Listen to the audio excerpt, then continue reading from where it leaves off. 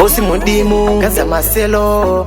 So Taitoa Sam Chris Tereganzi Asitio kandibuka ukatika sumwa una basa waitamba neanoda ungesunuka asina tiri mwari ndio anosiwa. You better go gara waenda, you better go gara waenda, tikaenda uchatanga untikaya pauri andidzoke maya. You better go gara waenda, you better go gara wabaya, tikaenda uchatanga untikaya pauri andidzoke maya. Inini newe hatichadanana watowa X siwa takarambana wanzi naye chimbomo pamukana waiti audanana na celeb zvinokuhwadza kundiona ndinaye everyday kutoswera tese pa WhatsApp kana pa Facebook kutoni blue tick kuti handina basa. You better go gara waenda, you better go gara waenda, tikaenda uchatanga undigaya pauri andidzoke maya.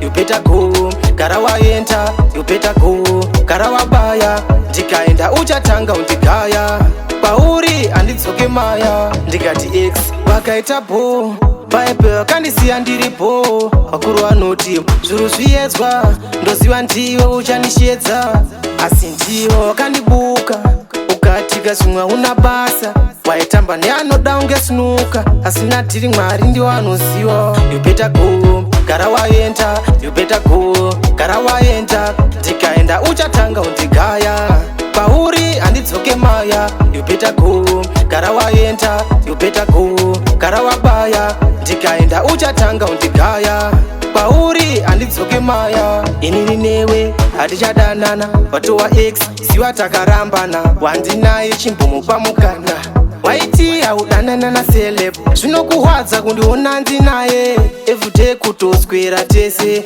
pa WhatsApp kana pa Facebook kutoni blue tick kuti handina basa. You better go gara waenda, you better go gara waenda, tikaenda uchatanga undigaya pauri handidzoke maya. You better go gara waenda, you better go gara wabaya, tikaenda uchatanga undigaya pauri handidzoke maya. Ndikati X wakaita bo Bible kandisiya ndiripo vakuru vanoti zvuru zviedzwa ndoziva ndiwe uchandishedza kandibuka ukatika zvimwe una basa waitamba neanoda ungesunuka asina tiri mwari ndiwo anoziva. You better go gara waenda, you better go gara waenda, tikaenda uchatanga undigaya pauri handidzoke maya. You better go gara waenda, you better go gara wabaya, tikaenda uchatanga undigaya pauri handidzoke maya.